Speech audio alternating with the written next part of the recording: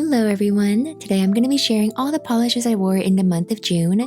Starting with my pedicure of the month, I went with Bluebird Lacquer because I got Hibiscus, which is a neon pink polish with green, purple, pink shifting microflakes and shimmer. I know you can't really see the flakes, but I didn't want to zoom in too much. I really like this shade though, so I'll wear it on my nails soon and y'all can get a closer look then. This was from this year's May polish pickup and it's my first true neon polish I own. I hear a lot of people hyping up neons for the summer, especially neon for your toes, so I had to try this out as a pedi first, and I liked it. I love pink polish, so it wasn't gonna be easy to hate, but I wasn't obsessed like I have to wear a neon on my toes every summer. But yes, very beautiful polish. As for my nails, I had to finally cut them down. This nail break actually occurred back in late April, like right after I started my channel, so I was so upset because I just started my nail channel and my nail just randomly broke. I had a patch since then, and the last thing I swatched were the Holo Pixel Perfect glitters, but pretty much right after that video I had to cut them down because the break got even worse. It wasn't this deep of a break at first, but over time it grew to a point of no return. I used the early repair kit to patch up the break. I'll have this link down below, but it's pretty much just nail glue and clear acrylic powder, so I'll have the alternative linked as well. I just used this one because it's what I already had, but when I run out, I'm just gonna grab a jar of clear acrylic powder.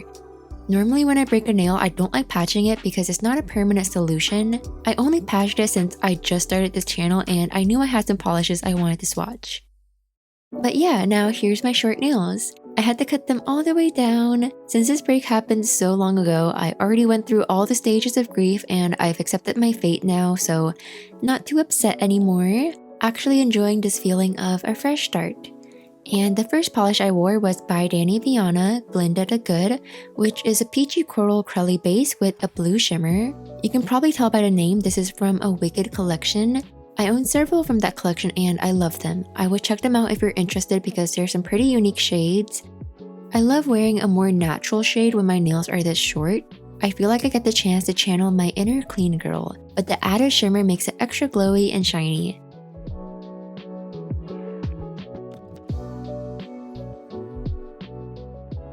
It was super rainy during the duration I wore this polish.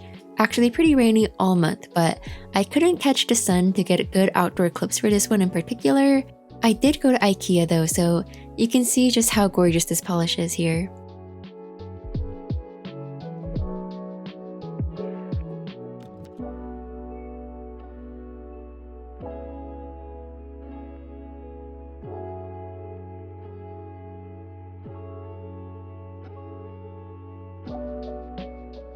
The next polish I wore was Holo Private Villa. This is a red-pink holographic shimmer polish with hot pink reflective glitters. This is one of my favorite summer shades. It reminds me of a juicy cherry popsicle, and in lower light you can see the golden shimmer come through, making the base lean more orangey coral rather than reddish pink.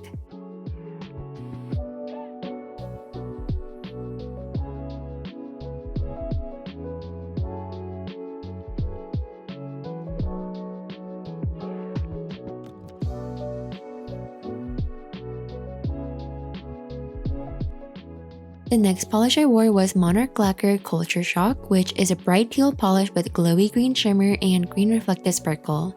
This was from this year's March PPU, but is coming back for Rewind, which happens every July. I realized I own 2 PPU polishes that made it back for Rewind, so I thought I would wear them this month for y'all to see. I feel bad showing too many PPU shades sometimes because if y'all like it, you aren't able to get them, but if you're watching this within the first few days I upload, you can grab it if you want. You'll be able to shop PPU Rewind from July 4th through 7th, but anyway, back to this polish. I found the base can appear teal or very green or very blue depending on the lighting, and the sparkle and glow is so beautiful. When I got this in the mail, I remember regretting it a bit because it didn't look like anything special in the bottle, but when I painted this on my nails, just from the first few swipes, I was like, never mind, this is beautiful. It's very bright and like I mentioned, sometimes can look very bright green depending on the lighting. I wasn't able to capture the greenness very well, but I'm only recently coming around to accepting green polish, so I didn't always love this one 100% just because of my personal preferences. But for a polish that can sometimes look green, this was a good one and it softened my heart up the greens a little bit more. Of course, the teal lane I absolutely loved, and here you can see how blue it can look as well, with random meat cooking in the background, because when I was sat at this restaurant and looked down at my nails was when I realized how blue they looked, and I had to document it. I bet you've never seen a nail swatch with raw meat in the background. The next polish I wore was Penelope Loose Butterfly Wings, again from this year's March PPU, and like I mentioned, this is the other polish I own that will be returning for Rewind. This has a blurple base with salmon orange gold magnetic pigment, and I magnetized my nails in the velvet style. I think the theme and inspo really sold me on this polish because I typically wouldn't go for a purple and orange combo, but thinking of it as butterfly wings just made me see this in a different light. This was my first time wearing a magnetic polish and I was amazed.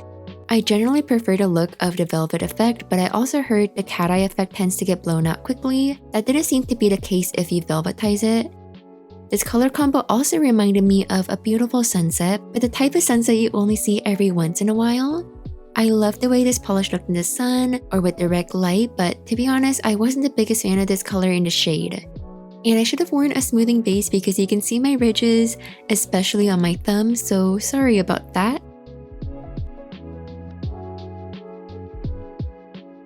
The final polish I wore this month was Polished for Days What Was I Made For? This has a hot pink base with pink to gold shifting shimmer. I believe this polish was inspired by Barbie. I haven't seen the Barbie movie, but I know that Billie Eilish song and the official color description of this polish actually calls it a Barbie pink.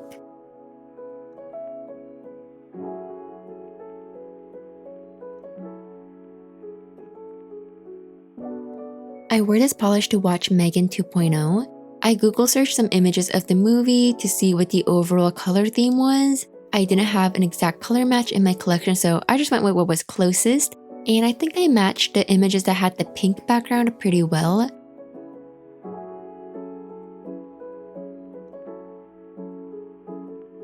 I bought this really cute icy shirt, thought it would make a great sleep shirt, and I felt like the white might get wrinkled too easily, so I went with the dusty purple one. I did one of those things where I was like, if this shirt is less than $20, I'll buy it, and it was exactly $20, which surprised me because if this was at like Urban Outfitters, it would be at least $39. And it came with a free large icy. I normally get small, but hey, that was the deal, and it was bigger than my head. Also got a shot of my nails in the theater while the trailers were playing, and y'all can see how gorgeous it is. This probably isn't the correct term, but it was so shiny to the point it gave me metallic or chrome vibes. I love this polish so much, but not surprising because pink polishes tend to be my favorite, and no spoilers, but the movie was great. We'll definitely watch Megan 3.0 if they ever make that. Kind of scary to think it's probably predictive programming, but oh well, might as well enjoy it while we're here. That's all for today's video. Thank you so much for watching. If you enjoyed, please like, comment, and subscribe. I would really appreciate that. I would love to hear what some polishes y'all wore this month were, or anything else you'd like to share. I'll see you all next time. Bye!